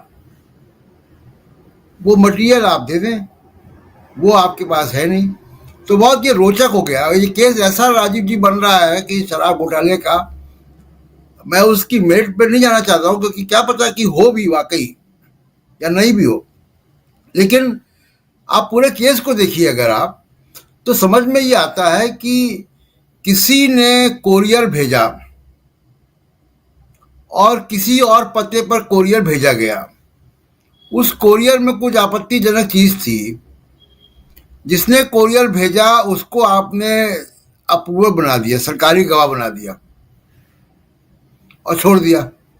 Courier वाले को पकड़वाए आप, और जिसके पास वो कोरियर जाना था उसको आपने पकड़ा नहीं, वो आपकी गिरफ्त के बाहर है। तो ये कितना ये रोचक मामला बना दिया है कि अब इस पे कोर्ट का जो फैसला होगा, वाकई मैं तो पढ़ूंगा उसको, और एक बढ़िया नावल की तरह पढ़ूंगा उसको कि उसमें क्या लिखती हैं जज साहिबा, क्योंकि उनके पास जो आर्गूमेंट आए हैं वो बड़े, मैं कहूँगा कि बहुत ही फनी आर्गूमेंट आए हैं। तो अब मुझे लगता नहीं कि उनको बहुत टाइम लगेगा इस जजमेंट को लिखने के लिए, क्योंकि बहुत ही छोटी सी पिटीशन होगी। सेक्शन 19 के लिए उन्होंने गिरफ्तारी को चैलेंज किया, 8-10 पॉइंट की पिटीशन होगी और उस पर ही वो बेस करेंगे जजमेंट। और एसजी राजू ने काम तो जैसे मैंने पहले कहा कि आसान कर दिया है, अरविंद केजरीवाल का भी और अभिषेक मनु सिंघवी का भी और जज साहिबा का भी। और इसमें जो भी जजमेंट आता है, देखते हैं कि क्या जजमेंट आता है। मुझे तो उम्मीद है कि यहीं से कुछ ना कुछ इंसाफ इनको मिल जाएगा। जी जी, बिल्कुल बिल्कुल। एसजी राजू ने कहा था कि केजरीवाल के प्रति गवाहों के बयान हमारे पास हैं, इनको गिरफ्तार करने का जो उचित कारण है वो हमारे पास है, क्योंकि इनके खिलाफ गवाही आई है और इसलिए हमने इनको गिरफ्तार किया है। इसके अलावा व्हाट्सएप चैट और हवाला ऑपरेटरों के बयान भी हमारे पास हैं। और ऐसा नहीं है, इन सब के बाद वो जोड़ते हैं कि ऐसा नहीं है कि हम हवा में तीर चला रहे हैं, हमारे पास आयकर विभाग का बहुत सारा डाटा भी है। तब कोर्ट ने कहा कि वो डाटा हमको आप उपलब्ध कराइए, वो फाइल्स उपलब्ध कराइए जिसके बारे में आप जिक्र कर रहे हैं। क्योंकि एक तरफ एएसजी ने कहा कि चूंकि पैसे जो हैं वो हवाला से लिए गए कैश पैसे थे, वो कैश पैसे आप गोवा चुनाव में खर्च किए और इसलिए उसकी हमने बरामदगी नहीं की है, उसे बरामद नहीं किया है। और दूसरी तरफ आप कह रहे हैं कि हमारे पास इनकम टैक्स की फाइल भी है, इसलिए यहाँ कोर्ट ने मांगा है। और दूसरी बात यहाँ एसजी राजू ने ये कही है कि जब ऐसे प्रभावशाली लोग जो हैं अपराध में शामिल होते हैं तो उनके खिलाफ सबूत जुटाना मुश्किल होता है। इसीलिए कानून ये है कि जब ऐसे लोग शामिल हों तो सरकारी गवाहों पर भरोसा किया जा सकता है। सरकारी गवाह अप्रूवर्स की जो बात यहां उठाई थी अभिषेक मनु सिंघवी ने कि आपने अप्रूवर बना लिए, उनसे एक नहीं बल्कि 15 बार, जबकि 11 बार वो नाम नहीं लेता है, उसके बाद वो नाम लेता है और उस बिना पे आप ले आते हैं गिरफ्तार करके, तो सरकारी गवाहों पर भरोसा किया जा सकता है। कल अगर ऐसा हमें लगेगा कि इसके लिए अन्य लोग भी जिम्मेदार हैं तो हम उन पर भी कार्रवाई करेंगे। ये एक इशारा है कुछ दूसरी तरफ। और दूसरा, संजय सिंह के मामले में इन्होंने कहा कि संजय सिंह के मामले में हाई कोर्ट का आदेश अभी भी कायम है जो उनकी अवैध गिरफ्तारी को लेकर दाखिल किया गया था। सुप्रीम कोर्ट ने इसमें कोई हस्तक्षेप नहीं किया है। संजय सिंह को केवल मेरे द्वारा दी गई रियायत के आधार पर रिहा किया गया है। ईडी की ओर से दलील पूरी होने के बाद फिर सिंघवी ने अपनी बात कही। तो ये जो संजय सिंह की जमानत जो उनको मिली है वो उसको इन्होंने यहाँ साफ किया है। जल्दी से जरा हेमंत अत्री साहब आपसे संजय सिंह के मामले पे जो एएसजी राजू का कहना है, आखिर सफाई क्यों देनी पड़ी यहाँ पे, संजय सिंह की बात का जिक्र क्यों आया यहाँ पे? नहीं, देखिए इसमें राजीव जी शुरू से ही जो ईडी जिस तरीके से काम कर रही है ना पूरे के पूरे शराब घोटाले में, जैसा कि एक बात स्पष्ट है कि without commenting on the merits of the case, 2-3 चीजें बड़ी साफ है। किसी भी जुडिशियल प्रोसीडिंग के अंदर खासतौर पर महत्वपूर्ण बात है सबूत। आपके पास साक्ष्य क्या क्या है, दस्तावेजी सबूत क्या क्या है, और उसके अलावा सर्कमस्टेंशियल एविडेंसेस क्या क्या है। जिस तरीके की लफाजी, तर्क की बजाय लफाजी की जाती है कोर्ट में, उसका कोई बहुत आधार नहीं होता है। चुनाव जो आप किसी भी बेल के ऊपर या केस को सेटिसाइड करने पे जब आप मेरिट्स की बात करते हैं तो you have to speak strictly on merits. इस केस में मेरिट्स क्या है, मैं at the cost of repetition फिर आपको कह रहा हूं कि एक गवाह को आपने सरकारी गवाह में तब्दील किया, 10वीं स्टेटमेंट के अंदर वो केजरीवाल का नाम लेता है। This has become a standard operating procedure for ED in all the cases relating to liquor scam. आप मनीष सिसोदिया का ले लीजिए, उसके खिलाफ भी कुछ वो ऐसा नहीं था। कल जो संजय सिंह का था उसके खिलाफ भी कोई मनी ट्रेल नहीं थी। इसका पूरा बेसिस क्या है? इसका बेसिस ये है कि हमें फला जो सरकारी गवाह है उसने ये बताया, उसने किस स्टेज पे बताया, 5वें बयान में बताया, 7वें में बताया, 8वें में बताया, 10वें में बताया, किस पे, और उसके बाद क्या हुआ। जैसे ही आपने अपने टारगेट व्यक्ति को, जैसे इस केस में in this particular case Arvind Kejriwal is there, जैसे ही आपने उसका नाम लिया, इस स्टेटमेंट के बाद उसको रेड्डी को तत्काल प्रभाव से आपने जमानत का विरोध नहीं किया और वो अपने जमानत लेकर चुनाव लड़ रहा है मस्ती से। क्या केवल किसी के नाम ले देने से कोई अभियुक्त बन सकता है? और Arvind Kejriwal, I am not a very big fan of him, उनकी राजनीति का भी जो जिस तरह की करते हैं उसका भी मेरा कोई वो नहीं है, लेकिन स्ट्रिक्टली ऑन मेरिट्स अगर आप बात करेंगे, एक बात तो बहुत जायज है ही ना राजीव जी, कि मैं किसी केस में वांछित हूं, मैं एक्यूज्ड हूं, मैं जेल के अंदर हूं, और मैं वहां से ये कह दूं कि राजीव जी का ये किया था मैंने, तो केवल मेरे नाम ले देने से आप सारे लोग एक्यूज हो गए क्या उसमें? उसके लिए आपको सबूत तो जुटाने पड़ेंगे ना। तो इस पूरे शराब घोटाले में जो ईडी लगातार करती आई है वो यही करती आई है कि उसने उसका नाम ले दिया, उसने उसका नाम ले दिया, and it has become a standard operating procedure in all these politically sensitive cases. और यही कारण है कि ईडी का जो कन्विक्शन रेट है बहुत ही नेग्लिजिबल है। तो पूरे मामले में देखिए, अपने विरोधियों को ठिकाने लगा देना एजेंसियों के जरिए वो एक अलग बात है, और कानून के धाराओं का दुरुपयोग करके किसी को लंबे समय तक जेल में रखना वो दूसरी बात है। क्योंकि ये कानून, आज चिदम्बरम भी पछता रहे होंगे कि उन्होंने ये कानून बनाया था और उसका सबसे पहला भोगी वही बने, और उसके बाद जितने भी नेता गए उन सबको आपने देखिए सीबीआई वाले केसेस में क्या होता था राजीव जी, उनमें जमानत मिल जाती थी। इस तरीके के स्ट्रिक्ट प्रोविजंस नहीं थे कि जमानत नहीं मिलेगी। तो अब क्या हुआ कि सीबीआई थोड़ी सी पीछे कर दी गई है और अब जिस जिस को ठिकाने लगाना उसमें ईडी और पीएमएलए सरकार के फेवरेट केसेस है, वो जो है वो साधन बन गए हैं। इस पूरे मामले में जो लगातार देखना पड़ेगा वो ये है, हाई कोर्ट मांगे या ना माने, सुप्रीम कोर्ट में जाती है तो वही होगा जो कल संजय सिंह के केस में हुआ कि सबूत ले आइए आप, ईडी फिर वही बगले झाकेगी। और इसीलिए ये कर रहे हैं कि जितना जब हो सके इसको लंबा लटकाते चलिए, प्रोसेस को पनिशमेंट बना दीजिए। और पीएमएलए केस की त्रासदी और दुर्भाग्य यही है कि जिसके ऊपर आजकल ईडी ने हाथ डाल दिया, पीएमएलए का नाम लिख दिया, उसके बाद वो व्यक्ति महीनों तक सड़ता रहेगा जेल के अंदर, कोई किसी तरीके की कोई जवाबदेही नहीं है। नहीं तो होना चाहिए अगर कोई वेस्टर्न डेवलप्ड कंट्री हो और उसमें आप ये बताइए कि जिस तरीके से लोग बरी होके गए, आप डीके शिवकुमार का केस देखिए, वो तिहाड़ में रहे और सुप्रीम कोर्ट ने उनको बरी कर दिया। तो वो व्यक्ति जितने दिन जेल में रहा उसका हर्जाना कौन देगा? वेस्ट में तो मिलता है। तो हमारे यहां तो ये कि जान बची और लाखों पाए, आप बरी हो गई यही बड़ी बात है। लेकिन प्रोसेस तो पनिशमेंट हुआ कि नहीं हुआ राजीव जी? जो व्यक्ति बरी हुआ है उसको इतने लंबे समय तक जेल में रहना क्यों पड़ा? Who is responsible for that? क्या उसके खिलाफ कार्रवाई नहीं होनी चाहिए? क्या झूठी शिकायत की कार्रवाई नहीं होनी चाहिए? क्या सारे प्रोसिक्यूटर्स के खिलाफ कार्रवाई नहीं होनी चाहिए? एक तरफ से आप प्रोग्रेसिव सोसाइटी होने की बात करते हैं, प्रोग्रेसिव नेशन होने की बात करते हैं, और आपके सारे के सारे इस तरह की जो चीजें हैं, ये पीएमएलए कानून और ये सारे, ये रिग्रेशन की तरफ इशारा कर रहे हैं। This is very unfortunate. इसको सुप्रीम कोर्ट को देर सवेर देखना पड़ेगा, जिस तरीके से ये सारी चीजें बढ़ रही हैं, लगातार बढ़ रही है over a period of time. और ऐसा क्यों है कि जो बीजेपी के विरोधी हैं उन्हीं के खिलाफ बढ़ रही हैं। उनके साथ जितने भी लोग हैं, चाहे वो बीजेपी के अंदर हैं चाहे उनके एलाई हैं, वो सारे के सारे दूध के दुल्हर ईमानदार हैं, और जितने विरोधी हैं वो सारे के सारे चोर हैं। तो ये जो एक पैमाना है, इससे ना केवल देश की न्यायपालिका, देश की जो जांच एजेंसियां हैं विद इन कंट्री, बल्कि इंटरनेशनली भी हमारा नाम पे बहुत ज्यादा बदनामी हो रही है as a happening democracy, and that is very unfortunate. Bushra ji कुछ जोड़ना चाह रहे हैं? बुशरा जी। बस मैं क्योंकि कुछ और नए दर्शक हमारे साथ जुड़ रहे हैं और लगातार हम इंतजार कर रहे हैं कि हमने रिजर्व जो ऑर्डर कर लिया है कि कब क्या होता है, तो एक छोटा सा रिकैप अगर लोगों के सामने रख दिया जाए कि अब तक क्या क्या इस पूरे मामले में हुआ है।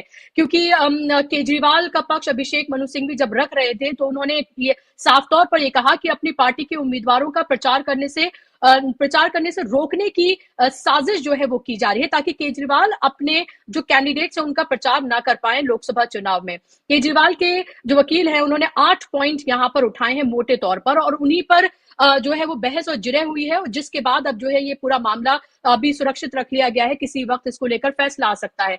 उन्होंने तर्क दिया कि केजरीवाल को चुनावी प्रक्रिया से दूर रखने के लिए साजिश रची गई है। ईडी ने गिरफ्तारी से पहले पीएमएलए कानून के तहत सेक्शन 50 की शर्तों को पूरा नहीं किया है।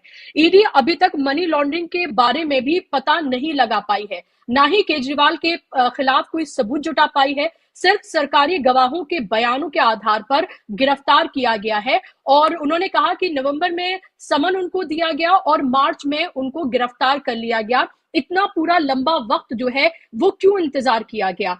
अभिषेक मनु सिंघवी ने दलील देते हुए कहा कि बिना किसी पूछताछ, बयान आदि के आप गिरफ्तारी कर रहे हैं, ये बेहद ही अजीब बात है। इस मामले में चुनाव से पहले गिरफ्तारी करके पार्टी को खत्म करने की कोशिश और साजिश की जा रही है। गिरफ्तारी की टाइमिंग ही ईडी की मंशा पर सवाल उठाने के लिए पर्याप्त है। सीबीआई और प्रवर्तन निदेशालय यानी ईडी दोनों के मामले साल 2022 के हैं।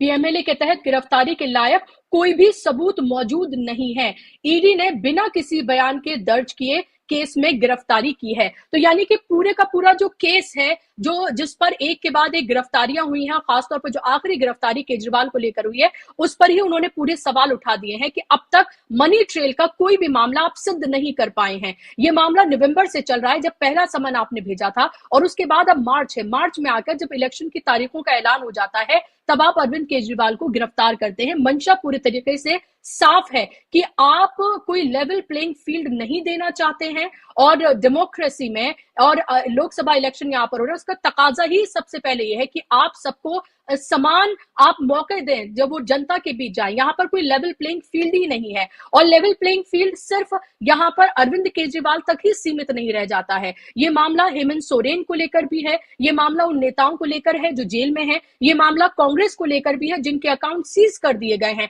भले ही थोड़ी राहत मिली हो, लेकिन अभी हमें ये नहीं भूलना चाहिए कि कांग्रेस को कोई लेवल प्लेइंग फील्ड नहीं मिला है, जहां पर एक तरफ उनके नेताओं को तोड़ने का सिलसिला लगातार जारी है, उनको किस तरह से ईडी, सीबीआई, आईटी के जरिए फंसाकर या डराकर उनको अपने में सम्मिलित किया जा रहा है इलेक्शन से एंड पहले, और दूसरी तरफ जो उनके अकाउंट पूरी तरीके से सीज हैं। अभी भी 135 करोड़ की उगाही हो चुकी है और 200 करोड़ से ज्यादा वो जो अभी उनके अकाउंट में तमाम जितने भी अकाउंट हैं वो जो उनके पैसे हैं वो इस्तेमाल नहीं कर पा रहे हैं। और ऐसे वक्त में तमाम विपक्षी पार्टियां जो हैं वो मैदान में उतर रही हैं। अल्टीमेटली राजीव जी देखिए, यहां पर मैटर करता है लोकसभा चुनाव में हम कितनी दूरी पर है। 19 तारीख को पहले चरण का चुनाव होने जा रहा है। जो लोग सत्ता परिवर्तन देखना चाहते हैं, अगर विपक्षी पार्टियों को एक ऑप्शन देखते हैं, इंडिया गठबंधन को, अगर उनको लेवल प्लेइंग फील्ड नहीं दिया जा रहा है, अगर उनके नेताओं को जेल भेजा जा रहा है, अगर उनकी पार्टियां सिर्फ इसी पूरे उसमें लगी पड़ी हैं कि उनका नेता जेल चला गया है,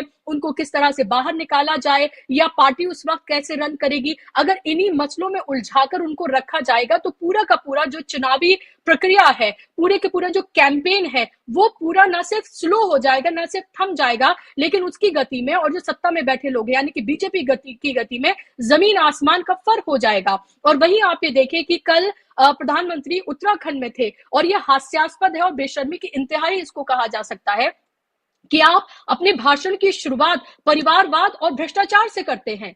और सारे भ्रष्टाचारियों को जो एक्सप्रेस की रिपोर्ट है उससे पहले हम सबको पता है, उसने सिर्फ उसको छाप दिया है कि कैसे आप उसमें अब सम्मिलित कर लेते हैं। तो ये अब बिल्कुल खुला खेल जो है फर्रुखाबादी हो चुका है। तमाम लोगों को सब कुछ पता है कि कैसे तानाशाही रवैया इख्तियार किया जा रहा है। इसीलिए वायनाड में आज जब पर्चा भरा है, नॉमिनेशन जब दाखिल किया है राहुल गांधी ने, तो उन्होंने बाहर निकलकर ये कहा कि लड़ाई लोकतंत्र और संविधान को बचाने की है। ये पूरी की पूरी लड़ाई जो है इस बार की वो केंद्रित होती है विचारों पर, केंद्रित हो गई है लोकतंत्र और संविधान को बचाने पर कि कैसे आप सिटिंग मुख्यमंत्री को, और एक मुख्यमंत्री वो भी सिटिंग थे, उनको मजबूरी में इस्तीफा देना पड़ा और वो अब जेल में है, जिनकी पत्नियों ने अब जो है वो लगातार एक तरह से चुनाव प्रचार की कमान संभाली हुई है और वो अपनी पार्टियों की चेहरे बनी गई हैं। तो ये पॉलिटिकल विक्टिम्स हैं और उन पॉलिटिकल विक्टिम्स की जो पत्नियां हैं उन्होंने कमान संभाली हुई है। और रामलीला मैदान में वहां पे वो तस्वीर देखी थी किस तरह से तमाम जो पत्नियां हैं वो बैठी हुई थी वहां पर मंच पर, और सोनिया गांधी सुनीता केजरीवाल के साथ बैठी हुई थी और लगातार उनकी हिम्मत जो है वो बंधा रही थी।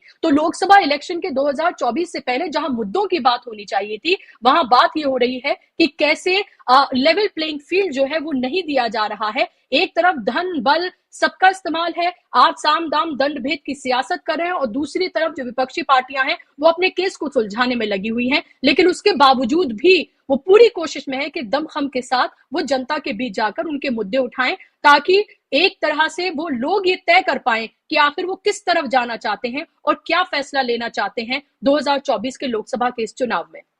बिल्कुल बिल्कुल बिल्कुल। इस बीच एक खबर यह है कि संजय सिंह को कल जमानत मिली सुप्रीम कोर्ट से। आज लोअर कोर्ट उस पर ऑर्डर देना था लोअर कोर्ट को, लोअर कोर्ट ने ऑर्डर दिया। ऑर्डर में बहुत सारी बातें लिखी, जिसमें ये भी कि संजय सिंह दिल्ली एनसीआर छोड़ के अगर कहीं बाहर जाते हैं तो लिखित परमिशन उनको देना होगा, पासपोर्ट उनको जमा करना होगा। हालांकि कल सुप्रीम कोर्ट में बात ये थी कि पॉलिटिक्स वो कर सकते हैं, लेकिन यहाँ आज कोर्ट ने कुछ उसमें और भी अपनी बातें लगा के जो जोड़ना था जोड़ करके और ये फैसला ऑर्डर जो है वो दिया है। लेकिन अभी तक बेल ऑर्डर तिहाड़ जेल नहीं पहुंचा है। संजय सिंह के चाहने वाले लोग जो कि वो तिहाड़ से बाहर निकल के जल्दी से जल्दी बाहर आएँ, वो तिहाड़ जेल के बाहर इंतज़ार कर रहे हैं, लेकिन संजय सिंह का जो बेल ऑर्डर है वो अभी तक नहीं पहुंचा है।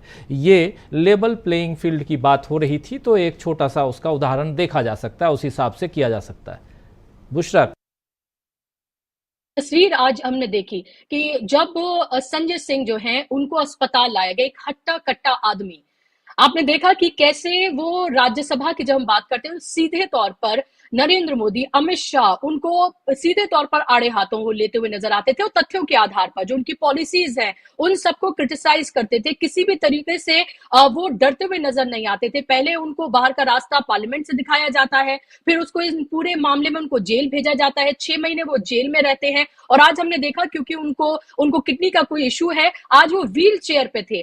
तो वो तस्वीरें जो उनके समर्थकों ने, उनके परिवार वालों ने जब देखी होंगी, उनके दिल पे क्या बीता होगा। क्योंकि आप ये देखिए कि एक इंसान जिसको हमने बहुत एक्टिव तरीके से हमने देखा पॉलिटिक्स करते हुए लगातार, आज वो जब व्हीलचेयर पे नजर आए तो जाहिर सी बात है, ये सवाल उठता है कि क्या प्रॉपर इलाज उनको नहीं मिल पाया इन 6 महीनों में, कि उनको वो इस स्थिति में आए कि उनको व्हीलचेयर पर आना पड़ रहा है, व्हीलचेयर पे ले जाना पड़ रहा है। अगर उनकी तबीयत भी खराब है तो क्या उनकी स्थिति इस तरह की हो गई है कि वो खुद से पैदल नहीं चल पा रहे हैं और उनको व्हीलचेयर पर लाया जा रहा है। वो तस्वीरें आज हमने देखी जिसको लेकर कई तरह के सवाल जो है वो उठ खड़े हुए हैं। और ना सिर्फ दिल्ली से बल्कि पूरे उत्तर प्रदेश से और पूरे देश भर से जो उनके समर्थक हैं वो बाहर इकट्ठा है। जेल के बाहर उन्हें इकट्ठा नहीं होने दिया जा रहा था, तो पार्टी दफ्तर और उसके साथ साथ संजय सिंह का जो घर है उनके बाहर वहां पर वो खड़े हुए हैं। उनकी पत्नी, उनकी बेटी का कहना है कि हम सेलिब्रेट करना चाहते हैं, लेकिन हम तब सेलिब्रेट करेंगे जब हमारे तमाम नेता जो है वो बाहर आ जाएंगे जेल के बाहर। और खासतौर पर अरविंद केजरीवाल की उन्होंने यहां पर बात की है।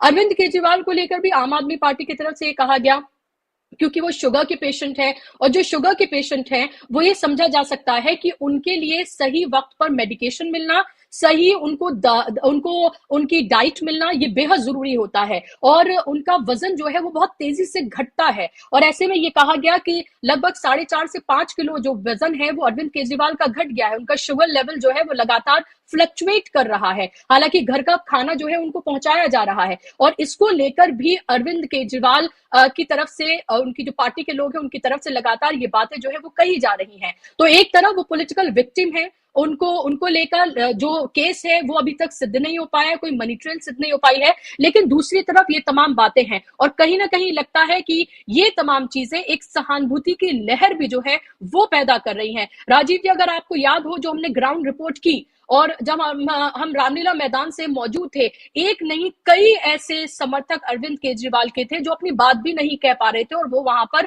फूट फूट के रो पड़े। और रोते हुए उनकी वो बाइट भी हमारे पास मौजूद है जो हमने दर्शकों को दिखाई।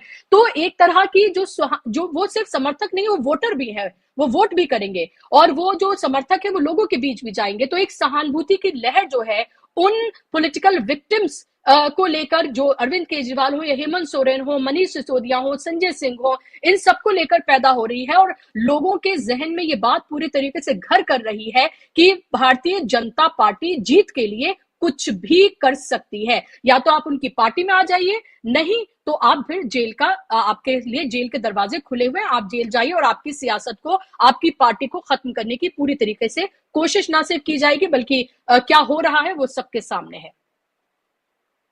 हाँ, तो इस कार्यक्रम को अब समाप्त करने से पहले एक रिकैप आप कर ही रही थी बुशरा जी। और दोस्तों, आप जानते हैं कि हम लोग चर्चा कर रहे थे अभी से पिछले 2 घंटे से अरविंद केजरीवाल की जो गिरफ्तारी हुई है उसके खिलाफ एक याचिका दायर की गई हाई कोर्ट में, दिल्ली हाई कोर्ट में। उस पर अभिषेक मनु सिंघवी ने शानदार अपनी दलीलें दी और उसके बाद ASG additional solicitor general Raju ने अपनी बात रखी और दोनों के बीच तीखी थोड़ी सी नोकझोंक भी। और इन सब के बाद कोर्ट ने फैसला सुरक्षित रख लिया है। ऑर्डर जब आए वो ऑर्डर हम आप तक पहुंचाएंगे, लेकिन अभी इसके बारे में कुछ कहा नहीं गया है कि ऑर्डर कब आना है। जैसे ही ऑर्डर आए, अगर अभी से थोड़ी देर बाद आता है तब भी या 2 दिन बाद आता है तब भी हम ये ऑर्डर आप तक पहुंचाएंगे कि क्या कुछ हुआ। और जैसा हमारे दोनों साथी हेमंत अत्री जी और प्रशांत टंडन जी और इधर हमारे स्टूडियो में बैठे हुए हमारे साथी अमलेंदु उपाध्याय जी, इन तीनों ने जो कानूनी पक्ष को बताने की कोशिश की और कि हो सकता है, जैसे अत्री साहब कह रहे थे कि हो सकता है कि ये ऑर्डर लिखने में अभी 2 दिन भी लग जाए, 1 दिन भी लग जाए या कुछ घंटे में भी ऑर्डर आ जाए। तो जो भी होगा हम आप तक पहुंचाएंगे। लेकिन दूसरी तरफ संजय सिंह को कल जमानत मिली सुप्रीम कोर्ट से। उस जमानत में जो ऑर्डर है जो राउज एवेन्यू कोर्ट से जाना था, वो ऑर्डर अभी तक तिहाड़ जेल नहीं पहुंचा है। तो वहां भी इंतजार कर रहे हैं लोग, तिहाड़ जेल जल्दी से जल्दी उनका ऑर्डर पहुंचे, उसके बाद में क्या कुछ होता है वो भी हम आप तक पहुंचाएंगे। तो बहुत कुछ। और ये कार्यक्रम थोड़ी देर पहले बुशरा जी हमारे साथ जुड़ी थी, कार्यक्रम बुशरा जी का था। बुशरा जी के कार्यक्रम को मैंने हाईजैक कर लिया था, होता है ऐसा दोस्तों कई बार। तो ज़माना यही है, हाईजैक करके अपने आप को ऊपर उठाओ, तो वो कर रहा था मैं। लेकिन बहुत शुक्रिया अदा करता हूं बुशरा जी आपका, हेमंत अत्री साहब आपका, प्रशांत टंडन जी आपका, अमलेंदु उपाध्याय जी आपका, बहुत बहुत शुक्रिया। और बहुत शुक्रिया आप तमाम दोस्त साथी शुभचिंतक आप सबका। थोड़ी देर बाद हम लोग न्यूज़ पॉइंट लेकर आपके सामने आएंगे 7 बजे, हमेशा की तरह आप जानते हैं न्यूज़ पॉइंट में आपसे मुलाकात होगी। लेकिन बहुत कुछ इस कार्यक्रम में और पल पल की रिपोर्ट, कोर्ट रूम में क्या कुछ चल रहा था वो हम आप तक पहुंचा रहे थे। और सबसे बड़ी बात की एक केस ऐसा जिसको जिस सेक्शन के तहत दायर किया जाता है, याचिका जो दायर होती है पीएलएमए एक्ट जो है, पीएलएमए वो पीएमएलए वो जो है prevention of money laundering act जो है पीएमएलए, उसकी जो धारा है, सेक्शन है 19, उसके तहत ये याचिका दायर की गई है। लेकिन उसकी बात न करके बात वहाँ 45, सेक्शन 45, सेक्शन 50 और सेक्शन 70 की बात करते हुए एएसजी जो ईडी की तरफ से वहाँ पे अपनी दलील पेश कर रहे थे वो वहाँ पे आए। लेकिन बाद में फिर उसमें सबमिशन में जो अभिषेक मनु सिंघवी ने कहा वो बहुत ही महत्वपूर्ण था। उन्होंने साफ साफ यही अपनी बात रखी कि जिस सेक्शन के तहत हमने केस दायर किया है, हमने याचिका दायर की है, उस बारे में आपने बात ही नहीं की। तो अब देखते हैं स्वर्णकांता शर्मा जो जस्टिस हैं हाई कोर्ट की, वो क्या कुछ फैसला लेती हैं वो देखा जाएगा। और ऑर्डर जैसे ही आता है हम आप तक पहुंचाएंगे। अभी जब इस कार्यक्रम को हम समाप्त करने जा रहे हैं तब तक मैं एक बार फिर से चेक कर लूं कि ऑर्डर आया है कि नहीं आया है, या ऑर्डर के बारे में कोई अपडेट है तो ज़रूर आपको बताऊं। और लेकिन बाकी अगर ऑर्डर नहीं है तो शाम तक जैसे ही ऑर्डर आता है या न्यूज़ पॉइंट में हम आप तक पहुंचाएंगे। कोर्ट रिजर्व्स ऑर्डर, बस अभी तक वही आ रहा है कि कोर्ट ने ऑर्डर को रिजर्व कर रखा है। तो इस जानकारी के साथ इस कार्यक्रम को समाप्त करने की इजाज़त चाहता हूं और थोड़ी देर बाद फिर से हाजिर होऊंगा न्यूज़ पॉइंट लेकर शाम 7 बजे। तब तक जुड़े रहिए हमारे साथ, देखते रहिए डीबी लाइव। नमस्कार।